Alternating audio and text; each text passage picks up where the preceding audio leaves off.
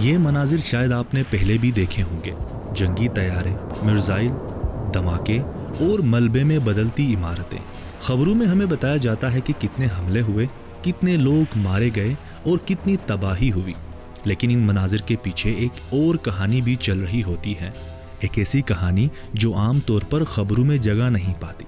یہ کہانی ہے اس دھوئیں کی جو جنگ ختم ہونے کے بعد بھی فضا میں رہ جاتا ہے۔ فروری 2026 میں امریکہ، اسرائیل اور ایران کے درمیان جنگ شدت اختیار کر گئی۔ آسمان مسلسل جنگی طیاروں سے بھرا رہا، میزائل داغے گئے، فوجی نقل و حرکت جاری رہی اور ہر لمحہ فضا میں کاربن بڑھتی گئی۔ کلائمیٹ اینڈ کمیونٹی انسٹیٹیوٹ کے مطابق اس جنگ کے صرف پہلے 14 دنوں میں 5 ملین ٹن سے زیادہ کاربن ڈائی آکسائیڈ کے مساوی اخراج فضا میں شامل ہوا۔ یہ مقدار پورے آئس لینڈ کے سالانہ اخراج سے بھی زیادہ تھی اور دنیا کے 84 کم ترین اخراج کرنے والے ممالک کے مجموعی سالانہ اخراج سے بھی بڑھ گئی۔ اس اخراج کا بڑا حصہ ان جنگی مشینوں سے آیا جنہیں دنیا طاقت کی علامت سمجھتی ہے۔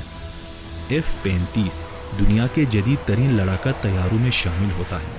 یہ 1 گھنٹے کی پرواز میں تقریباً 5600 لیٹر ایندھن جلا سکتا ہے اور اسی دوران تقریباً 2.2 ٹن کاربن ڈائی آکسائیڈ فضا میں خارج کرتا ہے۔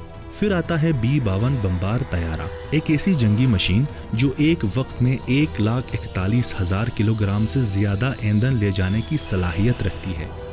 اس کے طویل مشنز مزید ایندھن، مزید دھواں اور مزید آلودگی کا سبب بنتے ہیں۔